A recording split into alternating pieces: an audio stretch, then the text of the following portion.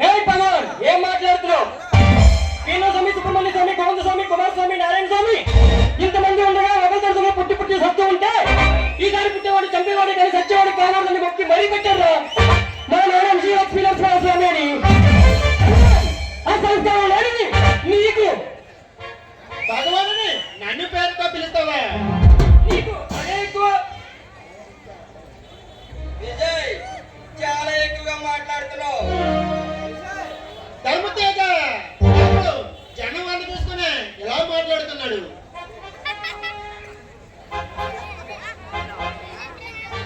భగవాన్ ఇక్కడికి ఎందుకు వచ్చారో చెప్పండి. ఏముంది, నువ్వు చేసిన సమ్మెను ఆపు చేయించు. అది చెప్పడానికి నువ్వెవడవే? అయితే నేను చెప్తే ఈ సమ్మె ఆపు చేస్తావా? నువ్వేమైనా ఈ దేశానికి పియ్యమో ఈ రాష్ట్రానికి సీఎమో? భగమంది భగవాన్నిరా, భగవంతునైనా నిలబడేలే తమ్మున్నవాణ్ణి. మిస్టర్ భగవాన్, నీ ఊరితో ఊపిడికి భయపడేవాడు కాదు ఈ విజయ్. విజయ్ పిచ్చి పిచ్చి వేషాలు వేయకు, పచ్చడైపోతావు. Stop the nonsense. మర్యాద ఇక్కడి నుంచి వెళ్ళండి. ఓకే విజయ్, నువ్వు మర్యాదగా ఈ సమ్మె ఆపు చేయించి పనుల్లోకి వెళ్ళారనుకో అంతా మంచిగా జరుగుతుంది. లేదంటే లేదంటే ఏముంది, నిన్ను సమ్మె ఎలా ఆపు చేయించాలో మాకు బాగా తెలుసు. మీరేమీ చేయలేరు. విజయ్ అనవసరంగా మాట్లాడడం నాకు చేత కాదు. నువ్వే చేస్తున్న సమ్మె ఆపు చేయించడానికి నీకు ఎంత కావాలి? 1,00,000, 2 లక్షల, 5 లక్షల? Get out rascals. విజయ్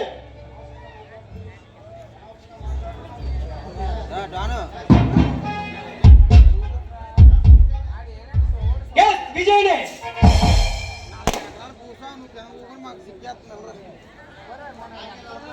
నాకే లంచ్ ఇవ్వాలని చూస్తారా కాంగ్రెస్? మీకులాగా కన్న తల్లిని ప్రజలకు ఇచ్చే నీచులు అనుకున్నారా విజయ్ అంటే? అవసరం అనుకుంటే నా కార్మికుల కోసం ఆత్మార్పణ చేసుకోవడానికి కూడా వెనకాడు గుండె ధైర్యం ఉన్నవాడు రా విజయ్ అంటే.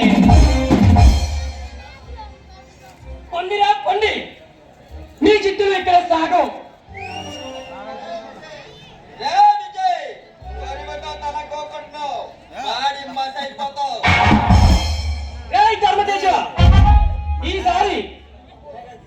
ఈసారి ఈ ధర్మతేజని ఢీ కొట్టాడంటే స్టేట్ అయినా సెంటర్ అయినా పొజిషన్ అయినా నడి ఒడ్డున కాదురా, నీ ఒడ్డునే చూసుకుందాం.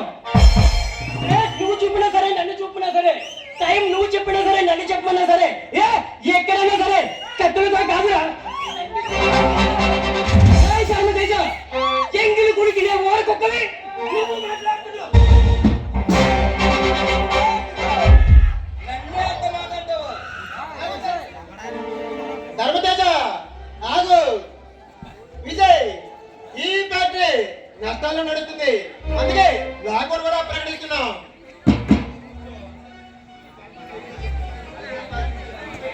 అది చెప్పవలసింది ప్రొపరేటర్ శాంతి. శాంతి కాబోయేవాడిగా ఈ ఫ్యాక్టరీకి చేడిగా నేను చెప్తున్నా. పాపం పిచ్చెక్కుంటుంది. ధర్మతేజ విజయ్ రేపు కళ్ళు తిరిగిపోయే సంఘటన ఒకటి చూస్తారు. అసలు రేపు మీరనే వారు ఉంటేనే కదా. ఉంటారో లేదో చూసుకోండి. రేపటి నుండి ఈ ఫ్యాక్టరీ కార్మికుల పరం అవుతుంది. మీరు మీ చిత్తులు బొచ్చు పట్టి మన అడుక్కు తిండవే. రే ఈ భగవాన్ గురించి తెలియవాగుతున్నావు. మా ఫ్యాక్టరీ నష్టాల్లో మోస్తుంది, అందుకని మిమ్మల్ని అందరినీ ఉద్యోగం నుంచి పీకేసి పారేద్దాం. మీ దిక్కున్న చోట